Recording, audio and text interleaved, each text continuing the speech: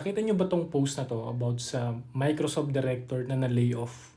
Imagine sobrang galing mo na, sobrang tagal mo na sa company, parang binigay mo na lahat, but still, part ka pa rin ng mga tao na na-layoff. Actually guys, nagulat din ako kasi being in an IT industry, nakikita ko even my friends, my colleagues before, ang nakaka-experience ng layoff right now. And to be honest, I'm so grateful that I'm one of those people na pinili ng company na magstay at hindi ma-layoff. It just hits me kasi I realize na kahit pala mag-build ka ng dream ng isang company, still wala tayong control sa mga bagay na mangyayari like sa trabaho natin. Pwedeng-pwede tayong matanggal anytime. Nakakaba niyan lalo kapag breadwinner ka.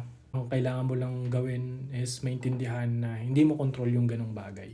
Pero even ma-layoff ka or hindi ka ma-layoff, mapili kang nagstay sa company, pwede mo siyang tignan sa an opportunity na nilalagay ka sa lugar kung saan nararapat na nandun ka.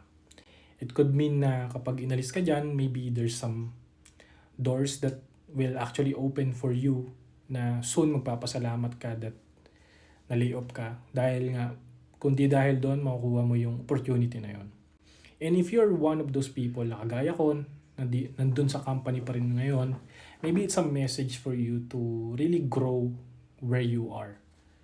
Natignan mo siya as an opportunity na kung yung iba naghahanap ng ibang income, mas malaking income, nagiging ungrateful na, you can start being grateful for where you are and start developing yourself na makapagbigay ka rin ng value sa company. So, ang dami talagang layoff ngayon. Napapaisip din ako kasi kaya napashare ako nito. Kasi muntik na rin ako niyan. So, kayo mga brother, meron ba kayong kakilala na layoff or mga company na alam nyo na layoff?